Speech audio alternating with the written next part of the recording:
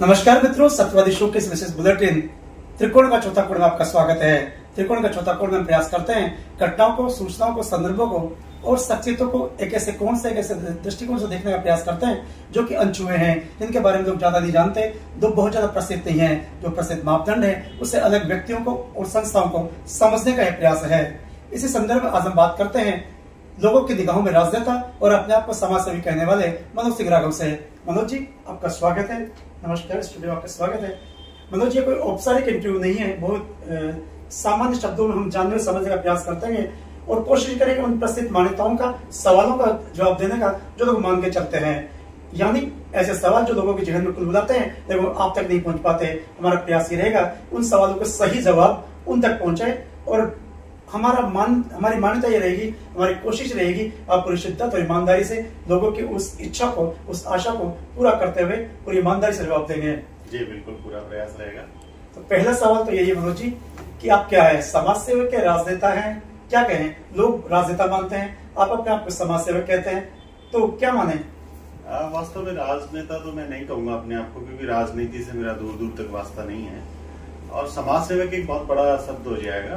अभी उसकी बहुत सी कसौटियां हैं, मैं तो उस पर भी खुद को खरा शायद नहीं मानूंगा। एक आम साधारण सा इंसान हूँ, बस इतनी ही मेरी पहचान है। कोविड काल में जो कुछ हमने देखा उसके आधार पर तो निस्संदेह कह सकते हैं, और मैं नहीं, मैं तो फिर भी आपके करीब हूँ, हम एक दूसरे को जानते हैं लंबे अंतराल से। लेकिन जो लोग नहीं जानते हैं, जो जिन्होंने सिर्फ आपका नाम सुना है, आपके बारे में पढ़ा है, जाना है, वो भी ये मानेंगे आप समाज सेवक है। ये आपका बड़प्पन है कि आप नहीं कहते अपने आप को। तो कोविड काल में जो समाज सेवक की भूमिका में आप अचानक आए, उससे पहले आपका इस तरह कोई अतीत नहीं रहा, कोई इतिहास नहीं रहा, इस तरह की गतिविधियां बहुत ज्यादा लिप्त नहीं रहे। उन सबके बावजूद भी कोविड काल में ये एकदम नया अवतरण कहाँ से आया, कैसे शुरुआत हुई इसकी?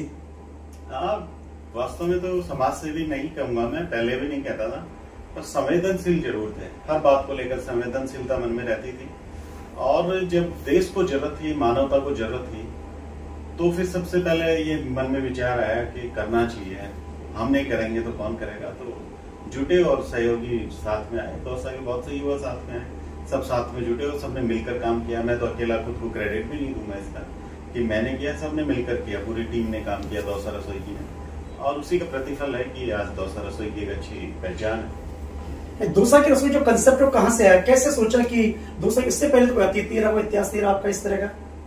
हम लोगों ने पहले जब कोरोना में जब सेवा करना प्रारंभ किया और जैसे भोजन बनाकर हम बांट रहे थे हाईवे पे जो लोग पैदल जा रहे थे, तो ऐसा डोसा रसोई वाला कोई कॉन्सेप्ट नहीं था।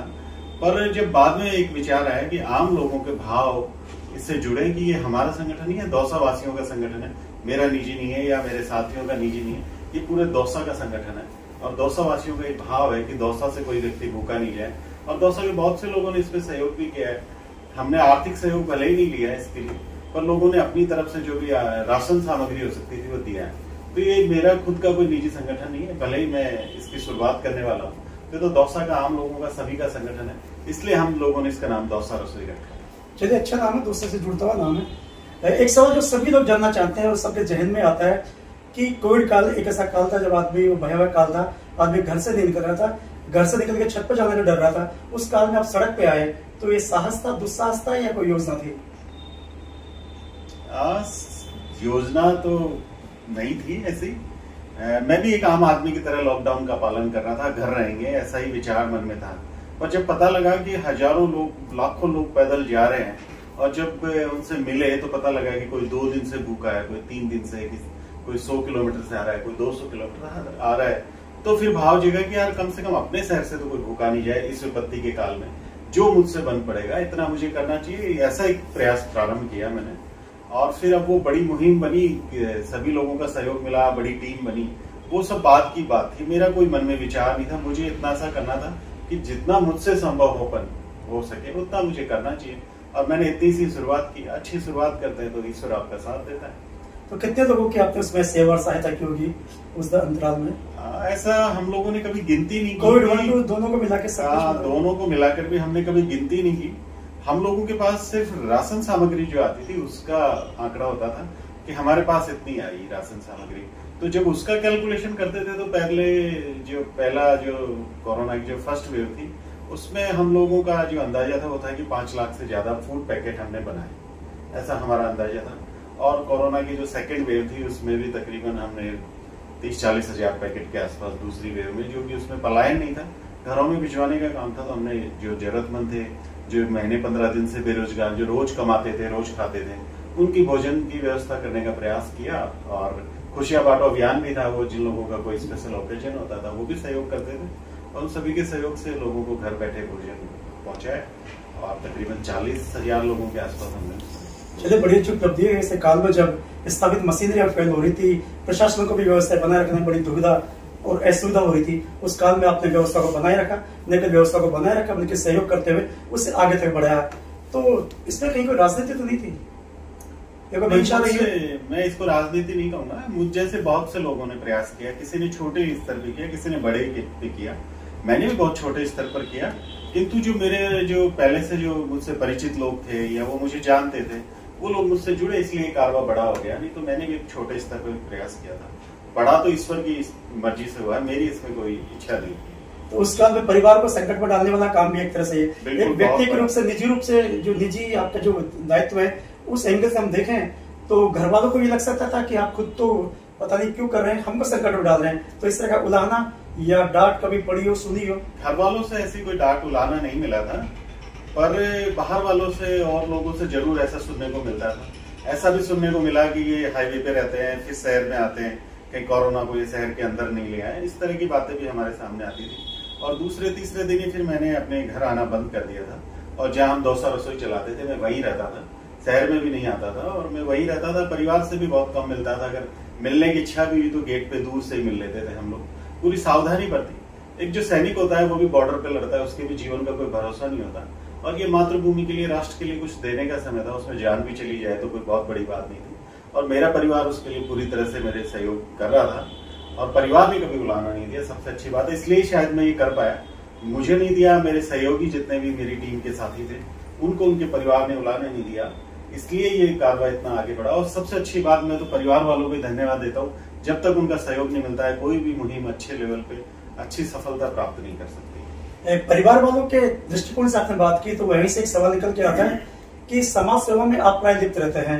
कोई भी मुद्दा हो, चाहे वो बारादरी वाला मुद्दा हो, चाहे वो जो वो रहते थे पहाड़ी पे जो बेघर किया जा रहा था, गुमन जाति के लोग, इस तरह के कामों में हमेशा तैयार रहते हैं। आधी रात को उठ के चल देते हैं, और मानसिक रूप से, शारीरिक रूप से हमेशा बहुत ज्यादा समय समाज सेवा कामों में देते हैं। तो ये परिवार वालों के साथ, घर वालों के साथ अन्याय नहीं कि उनको जो उनका हिस्से का जो समय है वो दूसरे कहीं जा रहा है?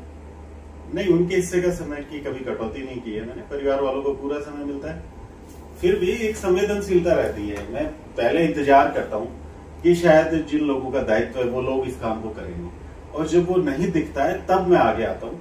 और मेरे साथी, मेरी सबसे बड़ी ताकत तो मेरे साथी, मेरी टीम है, तब आगे आते हैं कि चलो जिनको जिम्मेदारों को नहीं कर पा रहे हैं, चाहे आप नगर परिषद में एक सफाई आंदोलन देख लो, या फिर चाहे आप बारादरी में भी जो अवैध कब्जा किया गया वहां की भूमि पे, वो देख लो।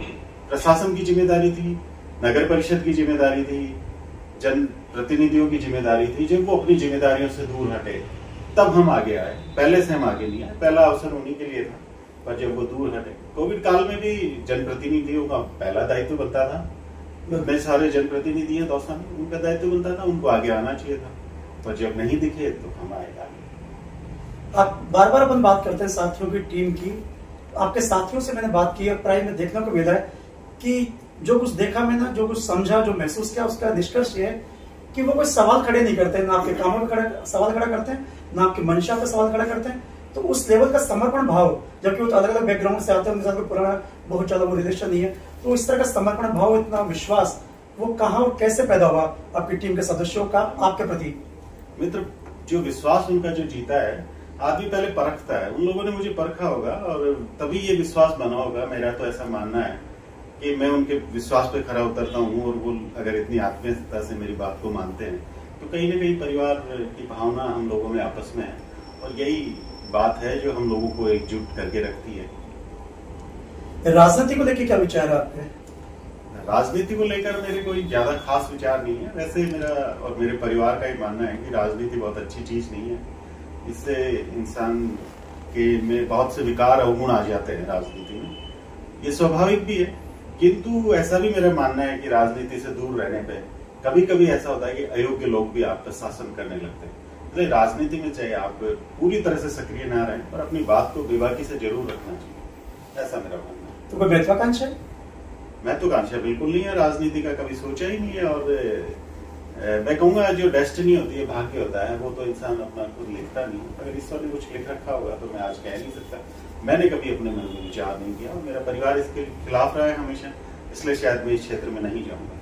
लेकिन आप संघ से जुड़े हुए हैं, संघ के जो लोग हैं वो अंतोगत्वा आगे जाके पार्टी के लिए, बीजेपी के लिए आगे आ जाते हैं और बहुत से रूप में अपनी भूमिका अदा करते हैं।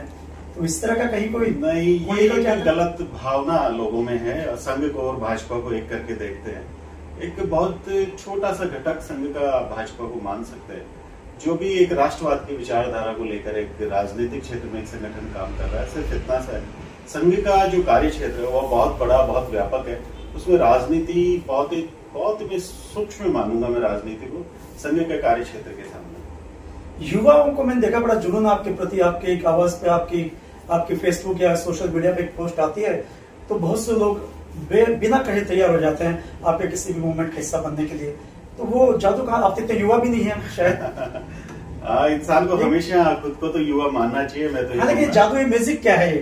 ये विश्वसनीयता है। मैं इस बात को वहीं कहूंगा कि विश्वसनीयता है। आपने जब लोगों का विश्वास जीत लिया तो फिर वो आपकी बात पे विश्वास भी करते हैं, आपके साथ लगते भी हैं। जब उन्हें लगता है कि व्यक्ति पूरी ईमानदारी से और निस्वार्थ रूप से किसी बात को लेकर आगे बढ़ता है तो फिर लोगों को विश्वास भी होता है। और मैंने हमेशा प्रयास किया है, पारदर्शिता रखी है, कोई राजनीतिक मैंने लाभ लेने की नहीं सोची और हमेशा इन चीजों से दूर भी रहूं। तो लोगों को ये विश्वास है कि ये व्यक्ति अगर कह रहा है तो बात सही कह रहा होगा। शायद मुझे ऐसा लगता है, इसलिए वो लोग आते होंगे।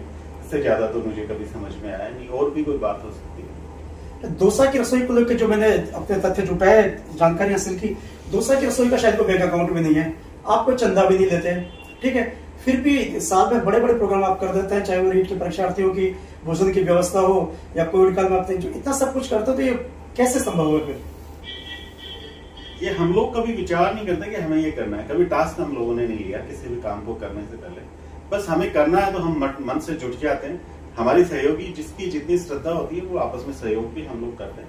हम बाहर से कभी चंदा, पैसे का चंदा नहीं लेते हैं। अगर कोई राशन सामग्री की आवश्यकता होती है तो हो सकता है कभी हम आपसे भी मांग ले कि हमें एक आटे का कट्टा चाहिए, वो हम आपसे जरूर ले सकते हैं। ऐसा कोई प्रतिबंध नहीं, सिर्फ राशन सामग्री लेंगे, पैसा हम नहीं लेंगे कभी भी। इस तरह का हम लोगों ने पहले दिन से निर्णय लिया हुआ है। मनोज जी, आपका जो आवरण है, आपकी जो आभा है, जिस ढंग से आप जीवन जीते हैं, आपका जो जीवन दर्शन है बिल्कुल सादगी भरा है। बिल्कुल आपका हेयर स्टाइल देख लीजिए, सेंस ऑफ ड्रेसिंग आपका देख लीजिए, सब कुछ सादगी भरा। आप बोलते बड़े सहज के बोलते हैं, धीरे धीरे बोलते हैं, आहिस्ता बोलते हैं, जमा के बोलते हैं, समझा के बोलते हैं, यानी सब में एक रवानगी है, शाइस्तगी है।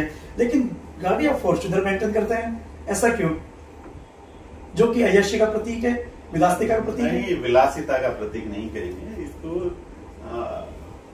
ये सवाल बड़ा मुश्किल सा आपने पूछा है। मैं इसका जवाब देने में भी बहुत मुझे शायद गंभीरता से सोचना पड़ेगा और मुझे आगे विचार भी करना पड़ेगा कि इस बात को मुझे गंभीरता से सोचना चाहिए। अगर आपके मन में ये बात आई है तो कहीं ना कहीं किसी और के मन में भी ये बात आई होगी। इस पर मैं गंभीरता से विचार करूंगा। पर एक उम्र थी जब ये था कि अब ठीक है, अगर शौक है कुछ तो पूरा कर लेना चाहिए, इसलिए ले आए। ऐसा था। बहुत ज्यादा मैं इतना इसको उस तरीके से नहीं लेता। आपने देखा होगा सादगी भरी मेरी ड्राइविंग होती है, ऐसा कुछ है नहीं। और गंभीरता से मैं इस बात पे विचार करूंगा। ये देखिए, ये जो प्रोग्राम है, ये जो बुलेटिन है, इसका नाम ही है त्रिकोण का चौथा कोण। त्रिकोण में 3 ही कोण होते हैं, चौथा कोण का संभव नहीं है। लेकिन तब भी लोगों के जहन में बहुत सी बातें चलती रहती है कि अगर त्रिकोण में कोई चौथा कोण होता तो क्या होता। तो उसी तरह के सवाल है, वो सहज नहीं है, असहज कर सकते हैं, परेशान कर सकते हैं। लेकिन ये सवाल है पब्लिक के हिस्से के हैं, उनके हिस्से के सवाल हम आप तक पहुंचाते हैं और हमारे गेस्ट से पूछने का प्रयास करते हैं। उसी क्रम में ये मैंने जानना चाहा। अब एक और सवाल इसी तरह का ये है कि आखिर मंजिल क्या है? आप समाज सेवा करते हैं और मुख्य ध्येय वही है समाज सेवा में चलना, लेकिन फिर भी कोई उद्देश्य तो होगा, कोई लक्ष्य तो होगा। लोग ये मान चलते हैं आखिर जाएंगे कहाँ, जाना कहाँ चाहते हैं, करना क्या चाहते हैं। पॉलिटिक्स आपको पसंद नहीं है, समाज सेवी आप अपना कहना चाहते हैं, लेकिन समाज सेवी का भी तो कोई लक्ष्य होता होगा, वो भी तो कहीं पहुंचना चाहते होंगे। और राजनीति सबसे बड़ा माध्यम है समाज की सेवा करने का। आप बड़े दिन बदलाव करना चाहते हैं, क्रांति लाना चाहते हैं, तो राजनीति से बड़ा कोई शस्त्र नहीं है। हाँ बिल्कुल, अगर आप ईमानदारी से राजनीति के क्षेत्र में आते हैं तो शायद उससे बड़ा कोई मंच नहीं है, अगर आप पूरी तरह से पारदर्शिता रखते हैं। राजनीति को जो गंदा जो बताया गया है, वो बताया गया कि कई बार इंसान उसमें इतना मजबूर हो जाता है कि उसको शायद उन रास्तों पे चलना पड़ता हो। नहीं तो अच्छे लोग भी राजनीति क्षेत्र में, मैं सभी को नहीं कहूंगा कि सब एक जैसे होते हैं, अच्छे लोग भी राजनीति क्षेत्र में समाज के लिए करते हैं। मेरा जो अंतिम पड़ाव की बात करें तो मैंने इसको समाज सेवा को सिर्फ सेवा तक सीमित रखूंगा। और सेवा इसलिए कि मेरा ये मानना है कि मैं एक हिंदू हूँ और शायद पुनर्जन्म में विश्वास करता हूँ, और जब ईश्वर के पास जाऊं तो कम से कम वो मुझसे पूछेंगे तूने क्या किया, तो कुछ मेरे पास भी हो बताने के लिए कि मैंने ये किया। कोरोना में जब देखा कि शायद पता नहीं कब चले जाएंगे, तो लगा कि यार अगर ईश्वर ने पूछा कि भाई क्या क्या किया जीवन में, किसकी सेवा की, तो कुछ तो बताने के लिए होना चाहिए। और तब एक समझ आई, उसके बाद संवेदनशीलता भी आई, तो लगे हुए इस काम में। तो शायद अंतिम पड़ाव वही है कि वहां जाकर जवाब देना। चलिए बढ़िया, आपका लक्ष्य अच्छा है, उसके प्रति आप जवाबदेह मानते हैं अपने आप को। एक चीज जो मैंने नोट की आपसे मिलते हुए, आपसे बात करते हुए, कि दूसरा क्षेत्र में जब भी कोई समस्या आती है, कोई आपको फोन करता है, आप चाहे उस व्यक्ति को जानते हो नहीं जानते हो, आप सीधे उसको फोन खड़का देते हैं और कहते हैं मनोज राघव बोलता हूँ, और सामने से कभी एक शायद ही सुनने को मिला कौन मनोज राघव। तो इस तरह का विश्वास कहाँ से आता है कि आप किसी संवैधानिक पद पे नहीं है, आप किसी राजनीतिक पद पे नहीं है, फिर कैसे इतनी बोल्डनेस आती है कि आपको क्यों लगता है कि आप किसी की भी सहायता कर सकते हैं, किसी से भी बात कर सकते हैं? इसमें मैं कहूंगा कि जब आप ईमानदार होते हैं, आपका लक्ष्य अच्छा होता है ना, तो आपका सहयोगी सबसे बड़ा ईश्वर होता है, और वो आपको इतनी शक्ति भी देता है। हर बार जिस बार हम कई तरह के ऐसे समय भी आए जब लोगों को लगा होगा कि यार अब ये फंस गए, पर मुझे कभी नहीं लगा कि हम फंस गए। तब भी चेहरे पे यही मुस्कान बनी रहती थी और पूरा आत्मविश्वास था कि हमारे साथ तो भोलेनाथ है, हमें तो कभी, और हम अच्छे लक्ष्य को लेकर आगे बढ़े। तो ऐसा नहीं है कि हमें कभी ऐसा हतोत्साहित होना पड़ेगा, या कभी इस तरह के जो हम जिस लक्ष्य को लेकर आगे बढ़ रहे हैं वो लक्ष्य पूरा नहीं होगा। हम हमेशा कॉन्फिडेंस में रहें, और सिर्फ इसलिए रहे कि हमें तो पूरा यकीन है कि ईश्वर हमारे साथ है। चलिए अच्छी बात है, आपकी अगाध आस्था है ईश्वर में। एक और चीज जो बड़ी अजीब सी मुझे लगती है, और मैंने दोस्तों में कहीं किसी और के प्रति नहीं देखी, पुलिस वाले बड़ा अदब करते हैं आपका, भाई साहब कहते हैं अक्सर। आपने पुलिस के लिए प्रोग्राम भी किया था, पुलिस मित्र, वो शायद अपनी तरह का अनूठा प्रोग्राम था, तो उसके पीछे क्या लॉजिक है, क्या समझ है कि आपने स्पेशली पुलिस के लिए प्रोग्राम किया, और वो इस लेवल का किया? बात है, बहुत पुरानी बात है। वो जो पुलिस सम्मान कार्यक्रम था, वो एक अंदर की कसक थी मेरे अंदर की, कि जब पुलिस के बारे में अगर कोई क्राइम हो जाता है तो हम सारा पुलिस के पीछे पड़ जाते हैं, मीडिया भी उसको बहुत बड़ी हेडलाइंस बना देती है, और जब वही क्राइम जब उसका सॉल्यूशन होता है तो मीडिया में भी उसकी कवरेज छोटी आती है, और पुलिस के जो अच्छे काम है उनको प्रमोशन नहीं दे पाते।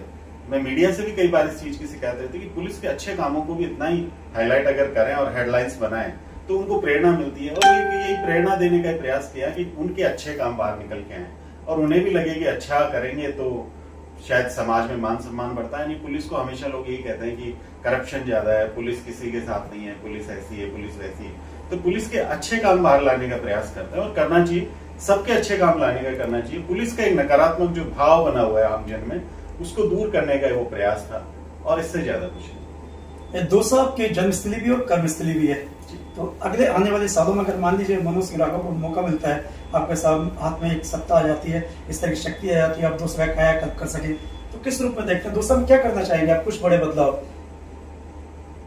दौसा में मैंने कभी ये सोचा नहीं कि कोई शक्ति आ जाए और कुछ ऐसा मेरे पास। लोग मान के चलते हैं कि मनोज राघव भाभी ये है, भाभी वो है। राजनीति नहीं, एक कसक दौसा के लिए मेरी जो सबसे बड़ी कसक जो रहती है, और वो एक बहुत बड़ी समस्या बनती जा रही है, वो बनती जा रही है कि हम लोग बहुत ज्यादा बट रहे हैं।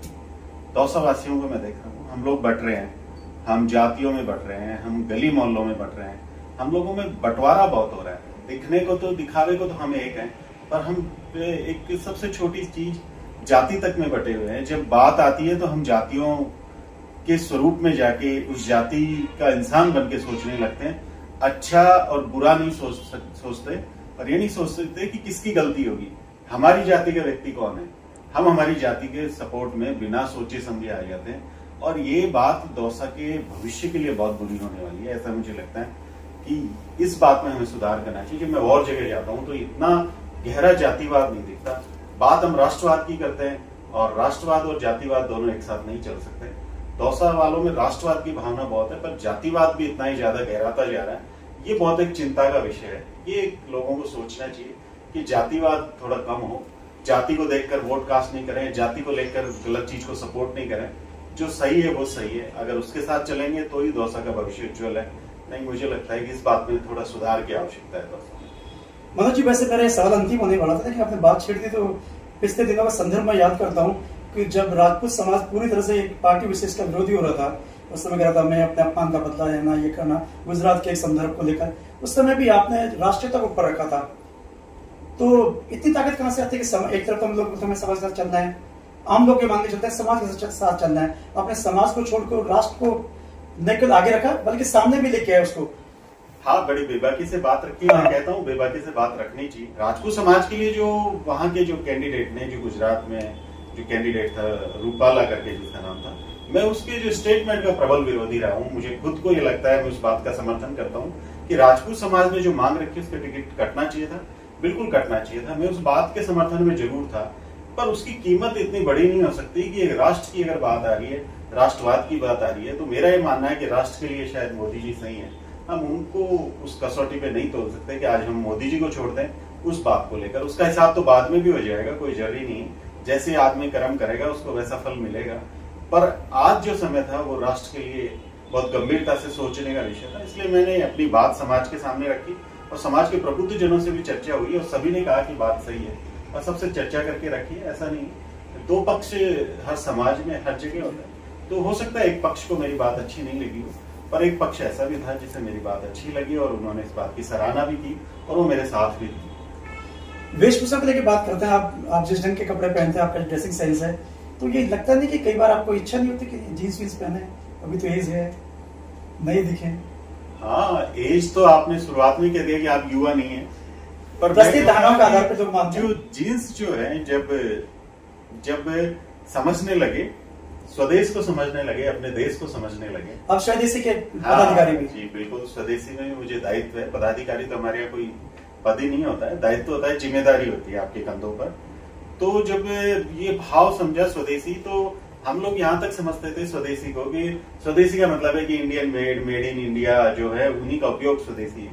तो स्वदेशी वो नहीं है, स्वदेशी एक भाव है, स्वदेशी एक भावना है जो भारतीयता से जुड़ी हर चीज हो, चाहे वो वेशभूषा हो, चाहे भोजन हो, चाहे संस्कृति हो, चाहे हमारे त्योहार हो, चाहे हमारे पर्व हो, चाहे हमारा और जैसे जन्मदिन मनाने का तरीका हो, हर चीजें उनमें हमें प्रयास करना चाहिए कि हम भारतीय संस्कृति को जिंदा रखें। और आप पहन के देखिएगा, जैसे वेशभूषा मैं पहनता हूँ, बहुत कंफर्ट जोन में रहेंगे, आपको अच्छा लगेगा। अगर कुछ दिन आपने पहना तो फिर आपको लगेगा ये ज्यादा बढ़िया है। चलिए अंतिम पड़ाव की तरफ चलते हैं। लक्ष्य क्या है सार्वजनिक जीवन में? लक्ष्य क्या है? व्यक्तिगत लक्ष्य तो आपके अलग हो सकते हैं, सार्वजनिक जीवन आप जीते हैं, उसमें सार्वजनिक कोई लक्ष्य बना रखा है? सार्वजनिक लक्ष्य मैंने कहा कभी नहीं बनाया आज तक जीवन में। निर्णय मंजिल है नहीं, उसमें सब लिख रखा है, डेस्टिनी पे यकीन करें, उसने लिख रखा है सब कुछ, वो तय है, तय समय पर वो सब कुछ होगा। उसको मैं आज निर्णय नहीं कर लूंगा। मैंने बहुत बार ये देखा है कि मैंने सोचा, मैंने प्लानिंग की, पर वो बिल्कुल भी नहीं हुआ और उससे अच्छा हुआ। तो फिर मैं समझ गया कि शायद विधाता कोई और है, आप नहीं है। जब आप विधाता नहीं है तो बहुत ज्यादा गहराई से सोचकर आपका समय खराब करने की आवश्यकता नहीं। स्वस्थ रहिए, मस्त रहिए, जैसे वो रख रहा है, जिस हाल में रख रहा है वैसे जिए। चलिए पब्लिक के मन का एक सवाल पूछ लेते हैं, हालांकि संदर्भ नहीं है। टिकट का कोशिश किया था विधानसभा चुनाव में? नहीं, बिल्कुल नहीं किया था, 1% भी कोई प्रयास नहीं किया था। विधानसभा चुनाव की जो चर्चा चली थी उससे बहुत पहले जब मेरे पास भी ये चर्चा आती थी, मेरे परिचित रिश्तेदार सब कहते थे, मैंने सभी को एक बात कही कि राजनीति से हम दूर रहेंगे। किसी भी चुनाव में किसी भी तरीके से मैंने ऐसा प्रयास नहीं किया कि मुझे कोई सिंबल पार्टी का मिले और मैं चुनाव लड़ूं, ऐसा मैंने कभी प्रयास नहीं। आगे कुछ विचार है? मैंने आपको कहा कि मैं अपना भाग्य विधाता नहीं हूँ, किस्मत कहीं भी ले जा सकती है, पर मैंने अपने मन में कभी विचार नहीं किया कि मैं राजनीतिक क्षेत्र में जाऊं, और मैं ईश्वर से यही प्रार्थना करूंगा कि मुझे इससे दूर रखे। शुक्रिया मनोज जी, बहुत बहुत आपका शुक्रिया, आभार। बहुत अच्छा लगा आपसे बात करके।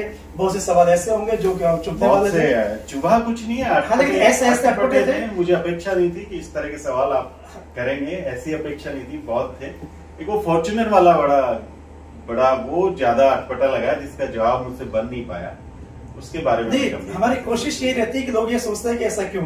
लोगों के जहन में बहुत से सवाल सामने नहीं आते, लेकिन लोगों के दिमाग में चल रहे होते हैं। हम लोगों के दिमाग को पढ़ते हैं, उनके जो फ्रिक्वेंटली देखने का और निष्कर्ष निकालने का जो तरीका होता है उसको लेकर हम सवाल बनाते हैं। और हमारा तरीका है कि हम सीधे सवाल पूछते हैं, वो तरीका नहीं, पहले सवाल भेज दें फिर आप तैयार कर लें। लेकिन फिर भी मुझे बड़ा अच्छा लगा, मुझे सवाल मुझे लग रहा था कि आप जवाब नहीं दे पाएंगे, इतनी शिद्दत और ईमानदारी से नहीं दे पाएंगे, लेकिन आपने बड़ी ईमानदारी से दिया। लेकिन ईमानदारी से दिया, बल्कि सबसे अच्छी बात ये थी आपने स्वीकारा भी। अगर किसी सवाल का जवाब दिया तो आपने बोला कि नहीं, इसका मुझे जवाब बन नहीं पा रहा, तो ये बड़ी अच्छी बात थी। इन सब बातों के साथ चलिए बाइंड अप करते हैं। तो ये थे मनोज सिंह राघव, जो समाज सेवक हैं और बहुत से लोगों की निगाहों में राजनीतिक है, राजनीति इनकी मंजिल लोग मानते हैं, लेकिन ये कहते हैं कि मैं तो राजनीतिक बिल्कुल नहीं हूं और राजनीति को बहुत ज्यादा पसंद भी नहीं करता। मनोज सिंह राघव से इस बातचीत को हमने जाना कि समाज सेवा को लेकर इनकी जो यात्रा रही वो कोई प्लान यात्रा नहीं थी, कोई सोच समझ के इन्होंने अपने कोविड काल का दौर रहा हो या और कोई घटना रही हो, इन्होंने कभी सोच समझ के प्लान नहीं किया। बस डेस्टिनी थी, भाग्य था और अंदर से एक इच्छा थी, एक संवेदनशीलता थी जो इन्हें इस मार्ग पर लेकर आई। आशा है दोस्तों वासियों को और आसपास के क्षेत्र के लोगों को और जो लोग मनोज सिंह राघव को जानते समझते हैं उनके लिए बहुत सी जानकारी नहीं होगी और मनोज सिंह राघव को एक नए संदर्भ में समझने में कामयाब हुए होंगे। इन सब बातों के साथ मैं सुनील सत्यवादी, दोसा।